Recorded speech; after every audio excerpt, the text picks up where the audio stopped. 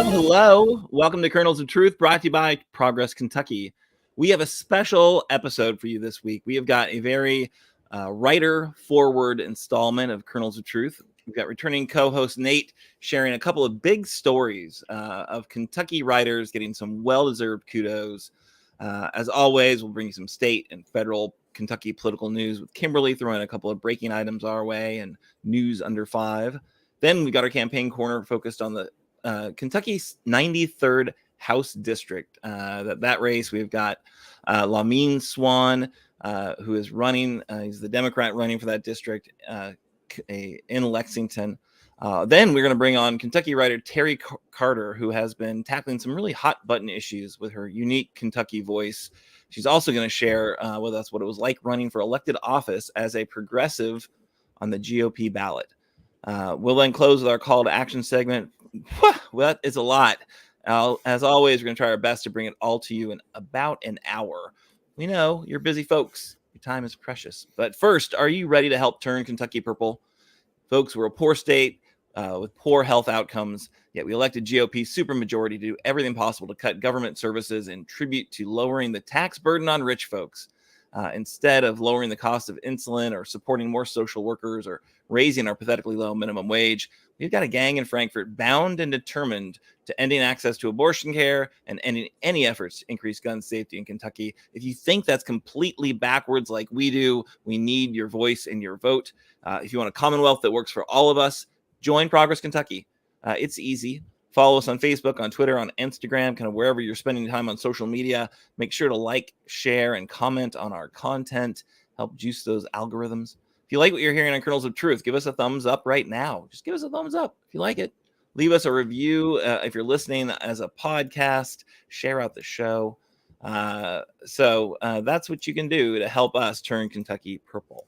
So let's do our quick host introductions. We got a few great folks helping us out this evening, bringing you the show.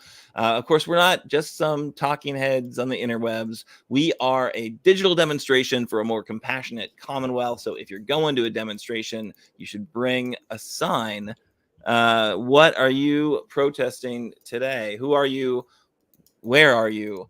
And what does your protest sign say today? I'm Aaron. I'm coming to you from Childsburg in Lexington. My protest sign says a quote from Churchill: "When you're going through hell, keep going." That's in tribute to the folks over in the UK getting rid of Boris Johnson, but also because the news we got going today, lots of bad news. So we should just keep on going. All right. We'll check in next with Kimberly. Kimberly, are you there? Kimberly, are you there? And are you unmuted? Nope, you're muted. I'm so sorry.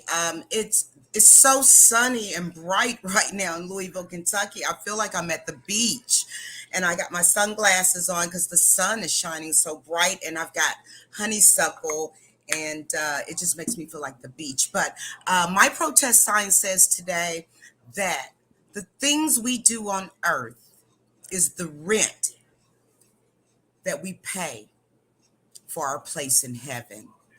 And I will say, quote, unquote, from my cousin, Muhammad Ali. Ooh, all right. Nice, getting that beloved kingdom going. Cool. Next up is Nate. What do you got for us? Hey, folks, it's Nate Orshan, broadcasting from Kit and Mai's home here in lovely South Frankfort, Kentucky. And it's the full moon tonight. So my sign would say, "May the full moon find you and leave all fear behind you." Ooh, man, you guys are getting philosophical today. I love it. And you there in the chat, you can put what your sign says. I think we've got somebody who shared one. If you're watching, maybe Annabelle's there because she's saying hey to her besties. That's us, I think. And you should tell us what your sign says, Annabelle, and we can share it on the screen because we have that technology now. How cool is that? All right, so let's jump into the news of the week. We got a couple big stories we want to bring you. Nate has got a special kind of segment, thematic segment. Nate, what have you got? It's nothing but writers here in the Bluegrass. Writers. So those of us who value human rights above all have been sailing through some rough waters for a long, long time. So when a couple of Kentucky writers who are on the side of progressive values receive nationwide honors, as we learned this week, it is a good time for all of us to douse those sails, lean against the railing, and spend a moment basking in their beautiful skies. So the first one getting honored is the singular Silas House. Silas is in the house. He's a Berea College professor, author of multiple books, including Southernmost and the upcoming Lark Ascending, and a champion for human rights. Mr. House is also one of two people who just won Lambda Literary's Duggins Prize for Outstanding Mid-Career Novelist, apparently the biggest award for LGBTQ plus authors in the country.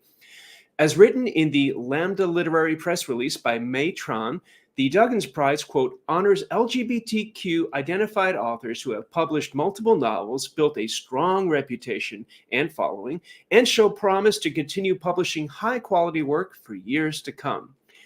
Silas House is a native Kentuckian who's also fairly relentless in his activism, having helped bring attention to the environmentally horrific practice of mountaintop removal mining, as well as having written about bullying and about fairness and equal rights for LGBTQ people.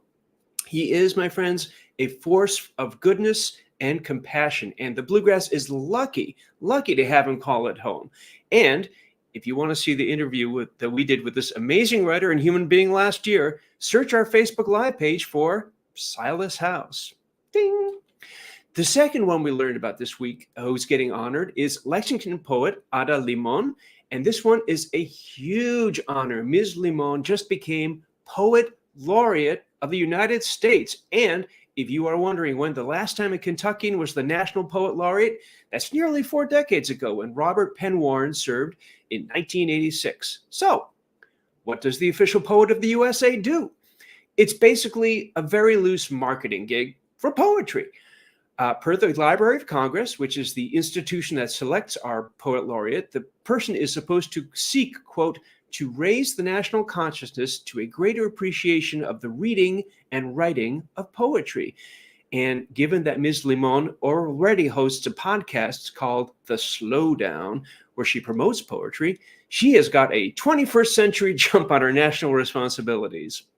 Now, Ada Limon is a native Californian and newish Kentuckian, having moved to the Bluegrass over a decade ago.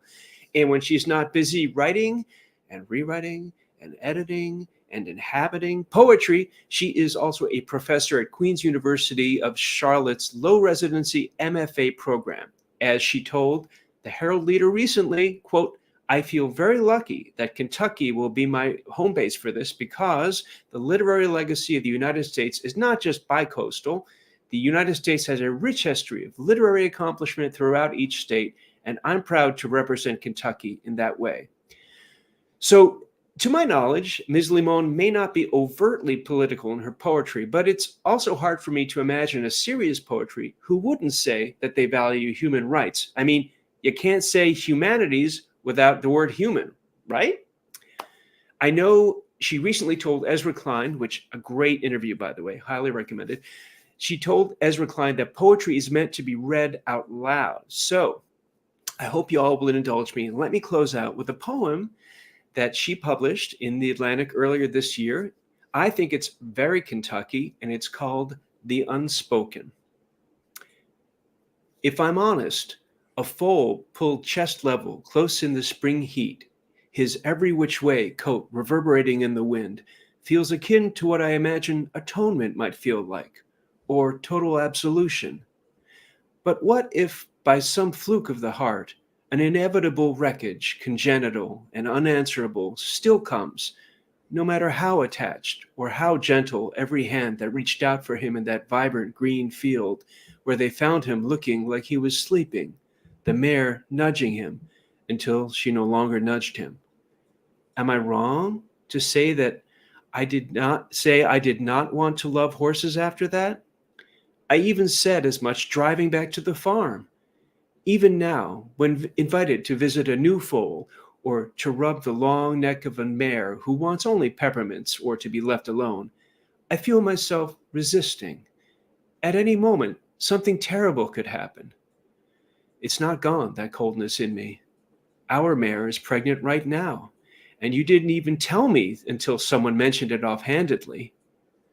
One day I will be stronger. I feel it coming.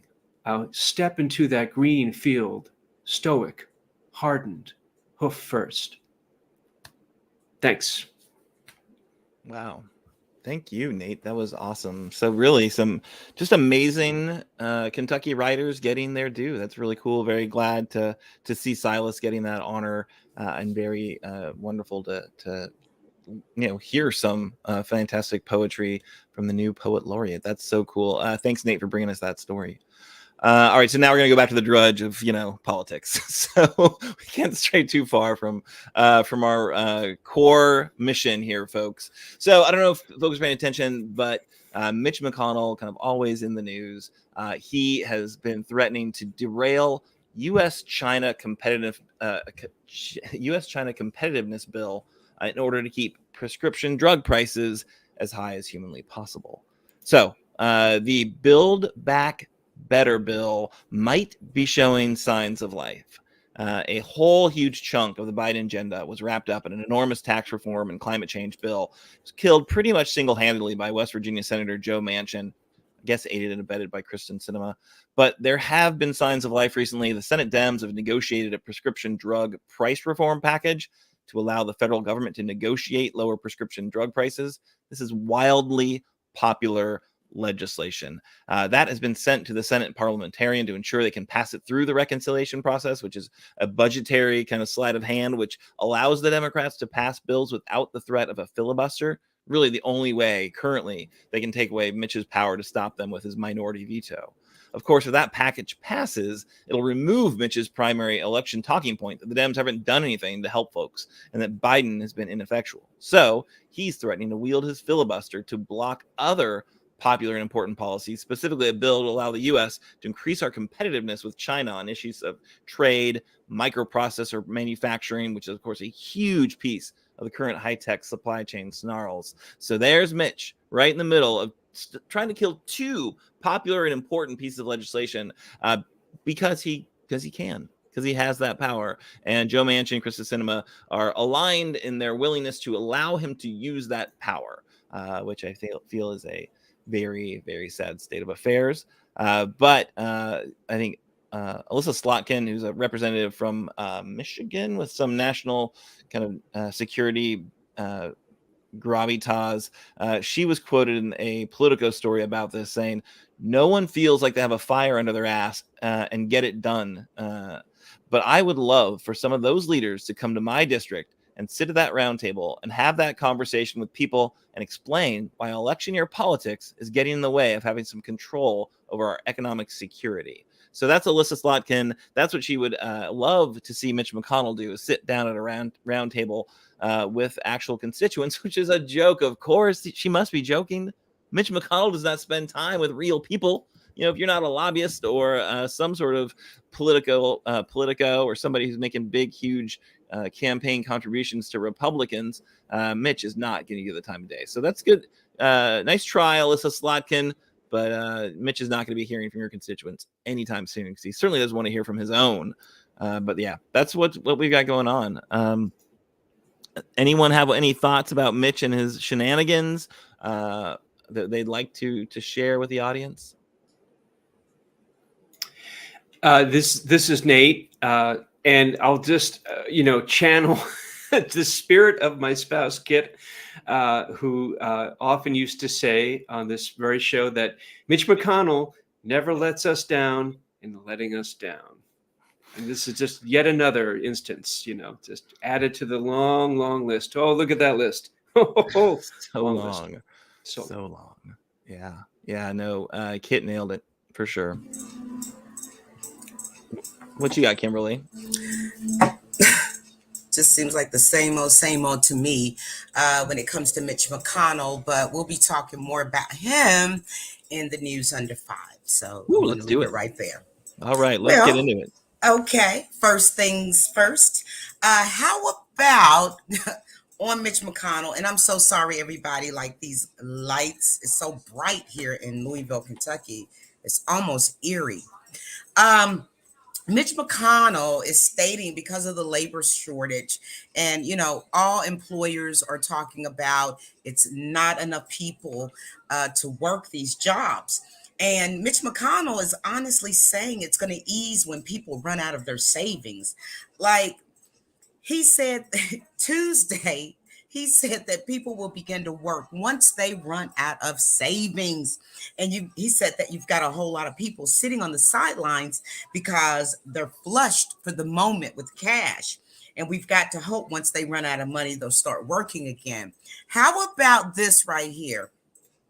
A lot of people during the pandemic were unable to work and still unable to work because everything is not running at 100% pre-pandemic as far as childcare, hybrid or remote work, things of this nature that a lot of parents need for their children. So that's happening as well. A lot of Americans are living on one paycheck instead of the customary two. And little did everybody know that the Republicans, they opposed the $1 trillion bill to give Americans more money to help during these perilous times. And Mitch McConnell has been against it all along. But I would like to see the charitable giving that Mitch McConnell gives, because I bet it's damn near blank. Why is he so worried about if people have savings or not? He needs to be more worried about getting inflation under control, forging a relationship with the Biden administration, and moving on from there. Once again, it seems like Mitch is on to something, but he really is not. So let's go head on to about Mitch and the red flag laws. I did a little bit of research on this, you guys, and the red flag laws are designed to allow authorities to intervene and temporarily seize firearms from someone deemed dangerous before they actually do something. So Mitch, got to give credit where credit is due, how small it may be, but he did, and he's noticed right here in Kentucky as a very moderate senator, but he rallied around the Democrats, and there is a $750 did I say $750? No, $750 million budget to help with these red laws. And actually, it's also to say here that it is to implement the extreme risk protection order. That's the what you want to call the clinical name for it. And then otherwise, getting on to the good stuff, and I mean the good stuff. Our wonderful governor, Andy Beshear, has put together his advisory board. I don't know why he didn't call me up and say, hey, Kim, you want to be on this board about marijuana. It is a discussion that needs to be had. We are one of only 13 states in the union that do not have legalized marijuana. So there is going to be a meeting tomorrow, if you all are interested, at about 6:30 p.m. And it's going to be at Northern Kentucky University. You can go on our Kentucky State website and get more dates, because it will be in several other places all around our state. And just for a side note, I hope I'm under 5, but if not, just as a side note, I would also like to tell you guys that a poll came out. And this is how important it is for voting. We had a marginal turnout for the primaries of 19%. We know that most people don't actually participate in the midterms, but this is a midterm for the life of Kentucky. And the reason being is that Jefferson County is a stronghold here. Okay, we lose Jefferson County and we lose Fayette, we have lost the state. We're very, very vulnerable right now. And also, there was a poll that came out, and this is about the Biden administration. And the poll, and it was the Mars poll, and also NBC. They did a poll of just Democrats. And how uncanny is this? I did receive this poll in my email, and I did answer the questions. Do you know right now we need help in our party? We need help for the goals that we have for the constituency. Only 26% in America of Democrats approve of Joseph Biden running again for president. And over 56% of Democrats have an unfavorable view of our president, Joseph Biden. So I send it back to you, Aaron. Thank you. You what? What? You send me that? I don't want that. That was definitely more than 5 minutes. I did not set the timer because that's Doug's job, and Doug's not here. So that's his phone. I don't know why you are. I mean, I had good news. I ended up with good news. What was the good news again? The weed board. I just called it the weed board, and I think Andy Bashir should have. You know what? I'm going to call him up tonight, and I'm going to say, Andy, we go way back. I don't even understand why you did not ask me to be on the marijuana advisory board. It's just medical marijuana. And he knows it doesn't matter. Do all of them smoke a bit more than that? Also, Delta 8 does not fit in the category. So, what are you going to talk about, Kimberly? I think you should be there. I think you should go to the meeting. I know that one's Thursday in Northern Kentucky. Then there's one next Tuesday in Frankfurt. But yeah, I think it's awesome that he's doing this for sure. I think it's really important that he's having this, stymied by the legislature, which of course they stymie anything. Well, they smoking it at home. They just don't want everybody to know. And name one of those Republican lawmakers that smokes weed. If you're not smoking marijuana, I don't know. Is Jason Nemes? Is Nemes the one who's been like the champion for medical marijuana? He probably smokes it. He's got some. Guess what? Can I say this, please? I don't know. Thank you. August the 15th, you guys, I am having extensive surgery. This is not a run-of-the-mill knee replacement. This is a very serious type of a surgery. And I personally cannot take pain medication. So I was talking to a pharmacist last night, and she said it's a pitiful shame because her sister, who lives in Colorado, when she had surgery, she has some aversion to opioids, things like that. I can't take them, even with anti-nausea pills. America marijuana will help you get through. So you guys just be thinking about me. I'm having this surgery in Kentucky where medical marijuana is not legal, and I will be in tremendous pain. If you'd like to email me or serenade me or send me some food. Send you some gummies, maybe. I think it's really. I know you're like from Illinois, like way back, right? So I know you go to Illinois, and I was just in Chicago, and I smelled a lot of what I could tell was legal weed. Definitely, it was around and about. So maybe you just need to pop on over to Illinois and take care of yourself. So I will say this: I'm gonna put my Cash App on there. So people can fund mine. It's not happening. I like the milk chocolate bars. They taste really good. Oh dear. This is not a GoFund Kimberly's weed show. That's not what we do here. How'd you lose your 501c3 status? Oh, it's a really funny story, actually. What I did want to get at is, so you've hinted at this now for a couple of weeks. So I feel like you either want to talk about it or you just want to like put the seed out there that Biden should not run again. And I get that he's not wildly popular. I don't know that any president in the history of presidenting could be where he is right now and be popular, right? We've got these global forces that are swirling and making life harder for everyone, right? It's the pandemic, global impacts, global supply chains, then commensurate impact on inflation, which again, globally happening. It's not like Biden's inviting it. And then, the fact that Russia invaded Ukraine and screwed up petroleum markets and, jacked up the price of gas. Biden didn't invade Ukraine. The regular person, and we only got this 1 minute, but the regular person that goes to work every day, picks up their kids from daycare and goes to church, maybe on Sunday, maybe they don't. Maybe they like to look at Lifetime all day on Sunday. They're not looking at CNN. They're not looking at MSNBC. They're not as politically savvy as some of us may be. All they know is, what was that word that was always the phrase? It's the economy, stupid. right? It's all about the money. And right now we're running very, very close to the inflation of the Jimmy Carter era. And we know what happened to him, and he didn't cause all of that.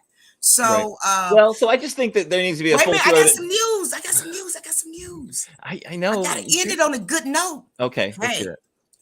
My sources in DC are telling me can we get a disclaimer right now? Calls are being made to Andy Bashir. He's in the running for 2024.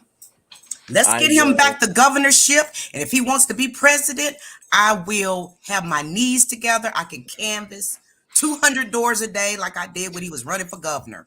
200 doors a day. That is amazing work. Speaking of 200 doors. I just lied. I mean, like, I only did like good segue. Or something. Thank you. I was trying to. I just want to get this passed. There's so much I don't want to talk about. Women don't get any respect. That whole package. You all mansplain me. Did I say that word right? Yes, I am a man. And I disagree with your view of some things. But that's I am a man. I am not an animal. Where'd that come from? The Elephant Man. I want to talk to Teri. Yeah, right on. I need to talk to Teri Carter. Okay, well, we need to first, we're going to talk to Lamin Swann. We're going to do Campaign Corner. We're a minute or two late. Lamin, I'm so sorry. I apologize, Lamin. So Lamin Swann is coming to us because it's Campaign Corner. We've got a goal. We've got a lot of elections happening on November 8th, as Kimberly was just referring to. We are committed to bringing you as many possible candidates between now and then. A lot of elections. All the House districts are up for re-election, and we've got, of course, all the Kentucky congressional offices are up, and lots of the Senate seats. We've got a lot to do. Local elections, we might do a couple of those as well. But for today's installment of Campaign Corner, our quick hit chats with folks working to make Kentucky better. We're speaking with the Democratic nominee for the 93rd House District, and he's going to say his name because I clearly can't. Lamin Swann. Awesome. Well, tell us so you won the primary? No, you did not have there was not a competition in the primary. Right. So it's all about the general. Correct. What does the landscape look like? Tell us a little bit about the 93rd district. Why are you running for it? And what's the how's it coming? Cool. Thank you for having me first this evening. The 93rd district is actually a outcome of the 2022 redistricting. My district wasn't damaged as much as other districts, but I am on the southern end of Lexington. If you're familiar with Man of War, I go from the mall area and weave in and out of the Man of War out to Alumni Drive. So southern end of Lexington. One of the few districts that is still fully contained in Fayette County. My future colleague next to me, Sherlyn Stevenson, was dragged all the way up to Scott County. So she basically has a brand new district, same district number, but a brand new district where I took a good chunk of hers inside of Fayette County. It looks great. I've been told from the politicals that I'm around a plus 11, plus 15. That is great. And I've been told by the same ones that I'm the most likely Democrat to pick up statewide. So it's looking great. The big foot on the campaign is turnout. The projected numbers are basically at a dead heat, 50-50. So that is the key, turnout. So we're already canvassing the summer, knocking on doors, talking to neighbors, folks. A lot of people don't even know that they've been redistricted. So it's a lot of stuff going on, but I'm excited. It looks great. I'm ready to win, go up to Frankfurt and, fight.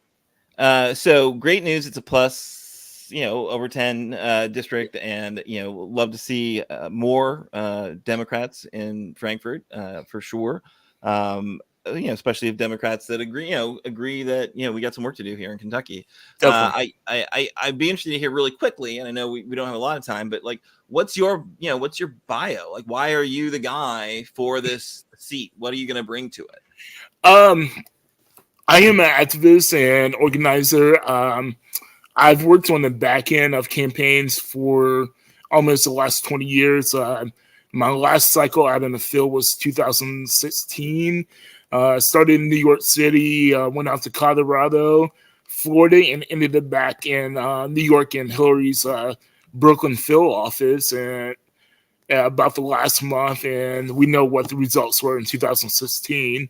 I decided I was hitting close to 40, working in field, and I was like, time to retire out of there. So I planned just to, organize, do the back end fundraise for others, and just saw nobody was really popping up to run for the 93rd. I was like, we can't leave this seat open. So decided almost at the very last minute to run. Definitely need a voice in Frankfurt. 93rd deserves a voice in Frankfurt. It's a very working class district. So definitely want to take that stand for them. Awesome. So this is, of course, our writer themed show. So I think I picked up from your bio that you also were, what is it, a ink stained wretch at some point, right? So you were on the Kentucky Colonel staff. Yes, is that when you were like doing? Yes, in college. It's been actually 20 years already. I started as a staff writer, worked my way up to summer news editor. So, and actually I got to cover the 2000 presidential campaign. So I get to go cover the vice presidential debate at Center and the whole debacle after, the Bush versus Gore. So yeah, it's good to have a little historical perspective on politics, for sure. Well, hey, thanks for your work, and thanks for throwing your hat in the ring. I think that whole idea of like running for something, man, people got to run for something if you want to see things get better. I appreciate that. How can people help out? They can get in contact with me at laminswann.com. That's LAMINSWANN.com. And they can sign up to volunteer. We're looking for volunteers all the way up until November. We're knocking doors actually this weekend. The phone banking. So there's a lot of opportunities in the campaign. If you want to spend an hour a week or want to spend a few hours a week, we're here. Awesome. Well, we'll share out that website, make sure people know how to get a hold of you, and appreciate you coming on the show. Thank you so much, and good luck on the campaign trail. Awesome. Thank you. All right, so really quick hit with the campaign corner. Always want to spend more time with these really interesting folks who are, committing to help make Kentucky better. But we got to move on to our, our marquee interview. One I'm really, really excited about. Teri Carter. Teri Carter writes about family, rural life, and politics for publications like the Washington Post, the New York Times, the Lexington Herald Leader, and the Daily Yonder. In many ways, Teri's been on the front lines of some of those controversial issues in the country. She's published over 100 columns in the last few years about everything from national to local government, teachers' rights, gun violence, immigration, abortion, COVID-19, what's taught in schools, women's rights, the dangers of toxic masculinity, why international pockets of kindness still matter. That's intentional pockets of kindness. I can't read today, apparently. And she even ran for county magistrate in 2022 as a Republican. Not hiding her progressive values. So I can't wait to discuss that with Teri and with this crew. Teri's got a BA in English from the University of Minnesota, an MFA in nonfiction writing from San Jose State University, and is working right now on her first book. Welcome, Teri. All right, so I think you're muted. Got to unmute. Hey, guys. Awesome. Yeah, thank you so much for joining us. And I just want to say, I saw, amazing article that the Washington Post picked up, or a column from you, how Kentucky is awash in guns. And it was really a wonderful, I think, take on a very clearly hot button issue. and really did lead me to go, I've been seeing her name in a local paper frequently. Always brings a really interesting perspective, and super intrigued by what you learned when you ran for magistrate. And so, welcome to the show. We just really can't wait to just hear you share a little bit about, your perspective from there. Is it Anderson County? Is that where you are? Yep. Anderson County, right down the street from the Capitol. Awesome.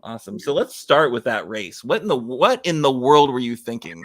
What in the world was I thinking? So, back in the summer of last year, I started talking to Democrats to try to get them to run for local offices, because all of our offices were up for grabs, the county judge executive, the magistrates, all of them. So county clerk, everything. So I started asking Democrats. Nobody wanted to run. So then I started checking with, the regular, what I call the normal Republicans, not the crazy conspiracy theorist, right-wing nut Republicans. I started checking with regular Republicans. Nobody wanted to touch it. And as I talked to people, they kept saying, well, why don't you run? And I'm like, well, I can't run. I'm a columnist. I write about politics. I can't write about something, or I can't run for something if I'm writing about it, if I'm on the inside. And the more I said that over and over, the more I started to think, well, why not? Why can't, even if I won, why couldn't I still write about politics only from the inside? What would it be like to be a county magistrate and write about what it's like to be a county magistrate from inside the court? So literally at the last minute in January, I decided to run, and I had already changed my registration to Republican, strangely, as I'm a progressive, and a very public progressive, because I saw my county sliding hard right. And the only thing I could think of was a bunch of us need to register as Republicans and vote for some of the normal Republicans, because I knew there were no Democrats that were going to run. So if we were going to keep everything from sliding to these hard right conspiracy theorists, gun-toting crazy people, we needed to get some kind of normal people into office. So I changed my registration. And then if I was going to run, I had no choice, because once you change your registration, you can't change it back. So I changed. So I just filed as a Republican, and here I am. It was fun. I had a great time. Awesome. Well, like I was just saying, if we want to make things better, we got to run for office, right? We can't just wait for somebody to come in and save us. We got to save ourselves. And I think you took a really kind of interesting approach. What did you learn from being out there and talking to folks about issues? Yeah. So it was fascinating. I mean, I loved it. I loved every day that I ran for office, and I didn't know that I would, everything was, new to me. I had no idea how to file the papers. I didn't know how campaign finance worked. It was all brand new to me. Plus, I was not talking to people who agreed with me. I mean, every day, all day long, I talked to Republicans who did not agree with me on abortion, who did not agree with me on guns, who did not agree with me on the governor. And it was really interesting to have a reason for them to have to talk to me. And I had some great conversations. I did not do well vote-wise, and I was shocked, because I was sure a couple hundred people were going to vote for me.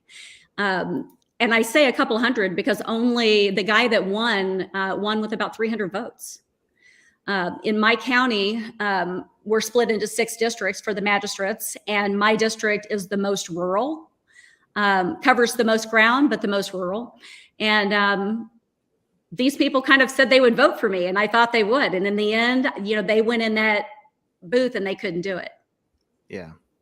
That's disappointing. Even folks that you were talking to, kind of, obviously you talked to enough people, and with a low vote total, you could get a sense that, oh yeah, there are people clearly who said they would that didn't. And it was a primary kind of situation where you were running against another Republican. Right. Yeah. And the word got out. Don't trust that Teri Carter. She's not a real Republican. Yeah. And here's the thing. I never claimed to be a Republican. Some people change their party and they say, oh, well, now I've changed my views. Oh, no, I never said that. Every single person I talked to, the first thing I said was, now, I'm a Democrat and I'm a progressive Democrat. So let's just start there. And I was really, honestly, I was surprised at how many people were open to having the conversations. One thing that happened during the race that I didn't plan on, because I continued to write about politics while I was running, and we have a county attorney who was running, as you know, in the Republican race, and I consider kind of on the more hard right, side of things. And I followed his race and I wrote about him. I used my campaign money to run ads about him in our local paper because our newspaper editor was not interviewing him, was not asking him hard questions. So I used my space to ask those questions. So it was just an interesting way to go about running. I don't know, was it the right thing to do, wrong thing to do? I don't know, but I gave it a shot. Yeah. Well, you bought a ticket, you took the ride, and you now have a perspective that many folks just don't have, what that was like. So what happened with that county attorney? County attorney where you? Yeah, he won with 73% of the vote or something. It wasn't even close. Yeah. And no joke, he ran on guns and a little bit of pro-life, I guess, but he basically ran on guns, Second Amendment sanctuary, guns, and more guns. Why does he need why in Kentucky would you need a Second Amendment sanctuary? Kentucky is aren't we in a Second sanctuary? Amendment sanctuary by and large. I know. Hello, it's a sanctuary. Yeah. Well, we passed in January 2020, right before the pandemic, we passed a Second Amendment sanctuary resolution here. And I went to fiscal court and I argued against it. It passed anyway. The only thing they did not do is they did not put the word sanctuary in the resolution. And that, I think, has stuck in his craw, and it's stuck in the newspaper editor's craw, who also wanted that to pass. And the county attorney, he ran on the fact that, I will get that document rewritten with the word sanctuary in it. Like, he posted it on his campaign website as like, that's the thing he was here to do. And so I'm writing to the paper and I'm saying, hey, has nothing to do with his job. So what is this about? So, which brings me kind of to the general point, and that is, if you have a county that really goes heavily Republican, and maybe it was like this when it was heavily Democrat too. I don't know. I didn't live here then. But it's really hard to get people to ask those candidates who are so entrenched that are going to win with 75, 80% of the vote, to ask them hard questions. Because in a small town, everybody's got to get along. Nobody wants to make anybody mad. I am not that person. I am more than happy to challenge someone and then bring them dinner later. So it's just interesting living in a small place, not being in Louisville or Lexington. Yeah. Things work a little different around here, I'd say. For sure. Yeah. Excellent. Well, I feel like Nate might have a question for you because he's got a perspective that I think is not necessarily similar, but there might be some ability to see where you're coming from. Nate, what do you got? A little bit. Thanks, Aaron. No, so I recently revisited your Washington Post essay from last summer. What's it like to visit my unvaccinated relatives in Rush Limbaugh's hometown? And I was really moved by the contrast between the sacrifices that you and your husband undertook to get through the COVID pandemic. On the other hand, with what seemed to, on its face, to be sort of patently selfish behavior and unsacrificing behavior on the part of relatives, and I suppose the larger population of right-wing folks that they represent. And that made me wonder, so for all the talk of conservatives' love of military service and would-be sacrifice for our country, I'm wondering if there isn't actually some sort of a sacrifice gap between the left and the right, where so many folks on the right are willing to willfully avoid sacrificing for the common good in the name of so-called liberty. So that popped up. And is that a real thing? What do you think? Well, so my dad got vaccinated, but nobody else did. I mean, and I did not expect the rest of my family to show up at dinner in Rush Limbaugh's hometown and all of them to show up at the dinner table and say, oh, we're not vaccinated. And I thought, well, why the heck am I here having dinner with you? I haven't seen you people in a year. So I don't know if it's about sacrifice or if it's about, like they'll say things like, well, I don't want somebody telling me what to do. And I'm like, hey, I'm the queen of, I don't want nobody telling me what to do either. But there are things that you need to do for your neighbors, for your family members, to keep your community safe. And I just do not understand that. I do not get, I do not get this whole thing of like, oh, we support the police, but we're not going to do anything anybody tells us to do. Like, to me, all these things are completely antithetical to each other.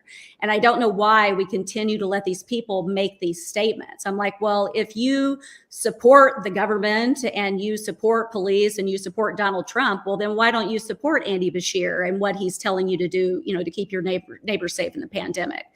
It made no sense to me. And I think a lot of it was just, the thumbing of the nose. And maybe that was brought on by Trump, where it was, anything to own the libs, you got to own the libs. And, a lot of them died. I mean, there was a woman here who, last summer, I used to go to all the school board meetings, all fiscal court meetings, et cetera. And she came to all the school board meetings, and she was an anti-vaxxer, anti-masker, big right winger, conspiracy theorist. She came to every school board meeting and argued against masks and about CRT and all that nonsense. And then I would argue on the other side against her. And, come the October meeting, she wasn't there anymore because she was dead. So, and guess what? Nobody talked about it because it was like the unspeakable. Like, we can't talk about the fact that this woman no longer exists. It was like she vanished off the face of the earth. It's just a really sad circumstance, almost like, she was sacrificed. And, I didn't agree with her on anything, but she was a nice person. I saw her in the restroom at the school board all the time and said hello to her as we were washing our hands, every month. And the fact that she just kind of disappeared and everyone just kind of went, was really troubling to me. Yeah. Yeah, and I think actually Silas House, who we've had on the show, and amazing just voice. I think he mentioned or had a great essay in the Atlantic talking about the erosion of the common good. Right, that idea that we just don't ascribe necessarily to this idea that there's a common good that we can all commit to and support by just making these kind of small sacrifices. Whether it's bringing the casserole to a friend, which a lot of these right wingers will do.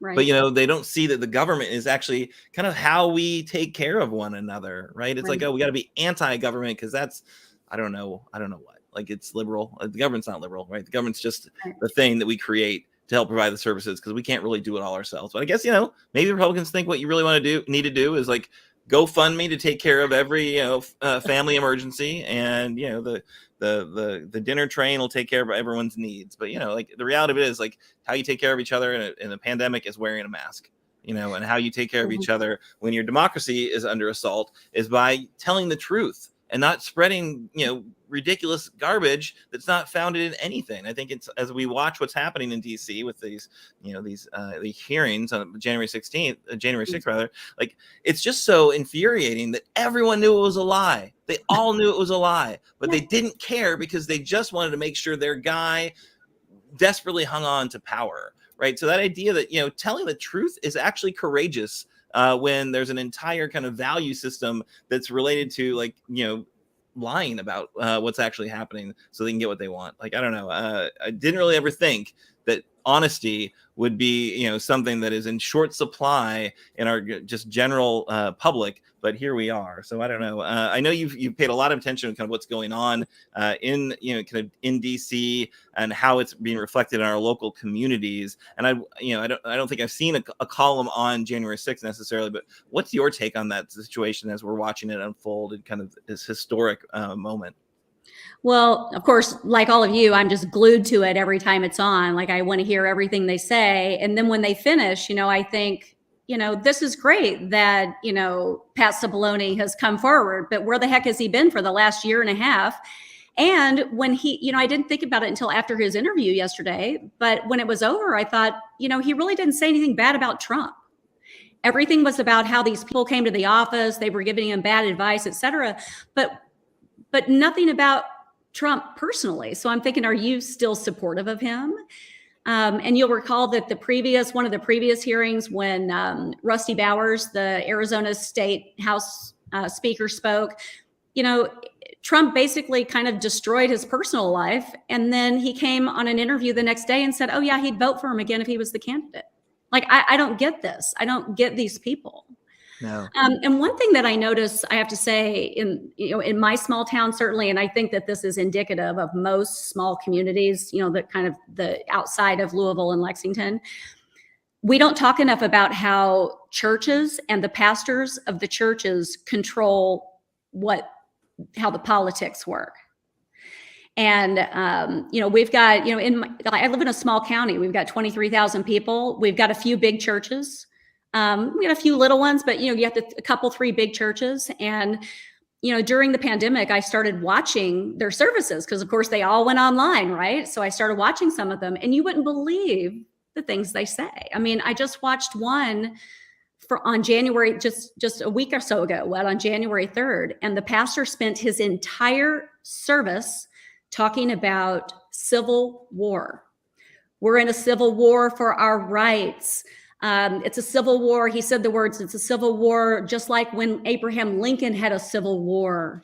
That was his catchphrase for an hour. And he talked about, the Declaration of Independence and the Constitution and how you citizens, you need to be out there fighting for your rights. I mean, that was a church sermon. And I'm just fascinated that he gets by with that, first of all.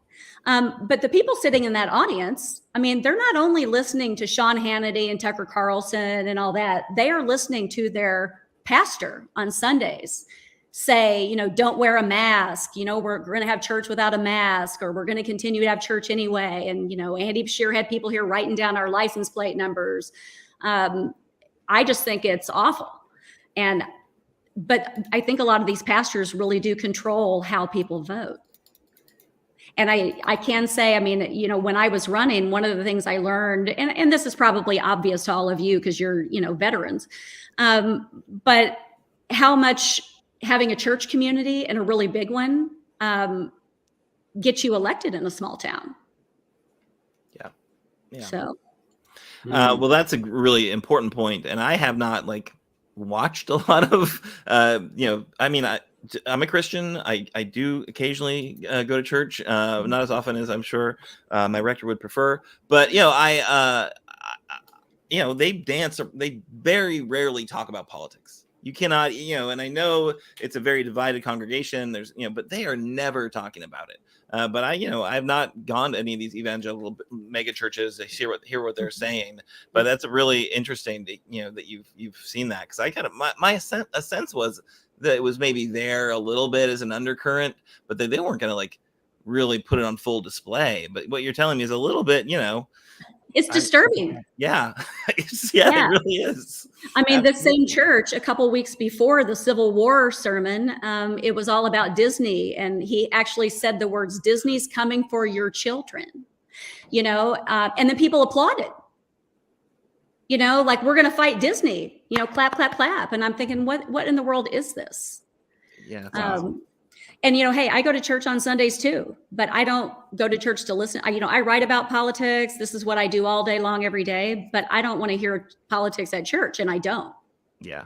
I mean, everyone remember what Jesus said about Disney and civil war and abortion and gay people. Yeah. Right. It's amazing that how did the Christians get so far away from what the guy said, the red letters, right? I just feel like they've lost their way in some of those places. But it's part of a cultural thing. It's not just about the Jesus. Anyway, really glad to have you on us. Kimberly, we lost Kimberly's video. Maybe she had to step away. Oh, there she is. All right, because I definitely know that she always has something to say and add, and I'd love to hear what she has to ask you before we wrap up. And you are muted, Kimberly, because that's how we roll here. I said I had several things to ask Miss Teri Carter, but maybe I can talk with you personally at a later date because we're running on time. The men took up all of the space. Okay. You see how they do me on here? They just kept talking. And they just forgot Kimberly was here. You see, it's a man's world. It's a man's world. But I'm going to tell you something, Miss Teri. I'm going to tell you something. I went to the Rosa Parks. I'm going to take my 2, 3, 5, 6, 10 minutes with Miss Teri Clark because she is phenomenal. Men taking up all the space. Can we just talk, us ladies, right now for a moment? I know our producer, Miss Annabelle, she's like always, I love her. She's producing the show tonight. But, I went to the Rosa Parks Museum, and I bought a lot of stuff, a T-shirt, a keychain. And, you reminded me of this slogan that was on everything at the Rosa Parks Museum. And you know what that said, Miss Teri Carter? I do not. It said, "Gutsy women get things done." Oh, yeah. Yeah. Yes, yes. You reminded me of that. And I just wanted to Oh, make what sure a to lovely tell thing to you. say. It popped in my mind like that. I've read about you. I've been a fan, of some of your op-eds, things like that. I'm always interested in what women, gutsy women, are doing around our country. Yes, the Yeah. women run the world, right? Like Beyonce said. That's right. Also, something that I brought up uh, many, many years before Trump was ever president, before we knew that our country was really falling apart at that point. Mhm. I went out to Monterey, California. My daughter graduated from the the National Language Institute out in Monterey. You know what I'm talking about. I do. I used to live north of there. So yeah. Okay, beautiful place. Beautiful place. I know that we went, shopping on the pier and everything. It was just so beautiful, and the weather was so nice.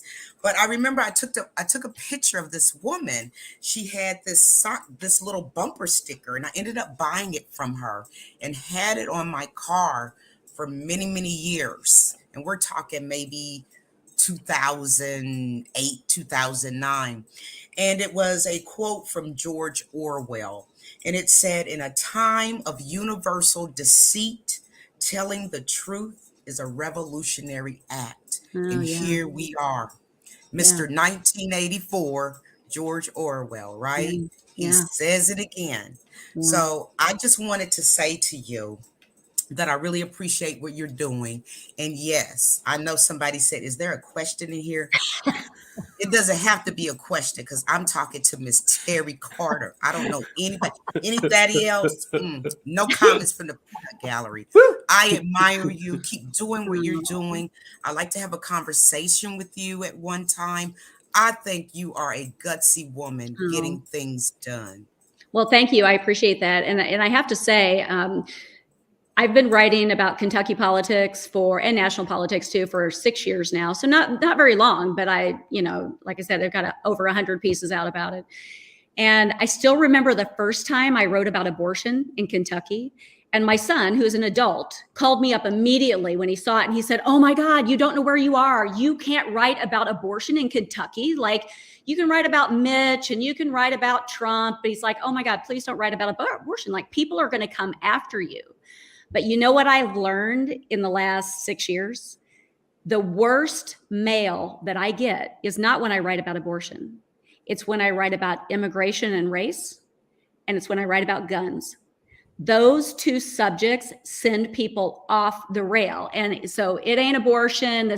We can talk about abortion all day long. And I think that is a red herring. It's something they throw out there for the base. But what really gets people going, if I look at my email box after a column comes out, it's immigration and race and guns. So. Yeah. So I'm going to keep writing about those things. Yes. Keep on being that gutsy woman.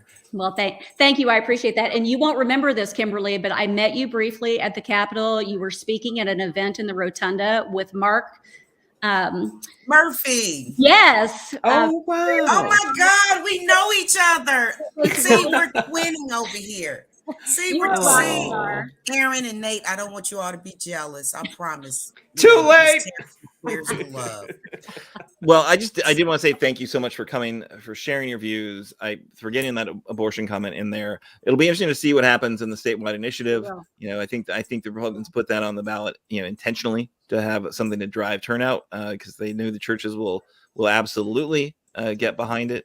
But yeah, I think you're right. I mean, I think that we can have a rational conversation about abortion, especially if we're talking about things like rape, incest, life of the mother, and it's not in all cases. But yeah, I think that medication abortion, the fact that exists right now, a lot of people are not in that conversation. They don't know how absolutely safe it can be, and yeah, it is to me. I think we got to have the conversation.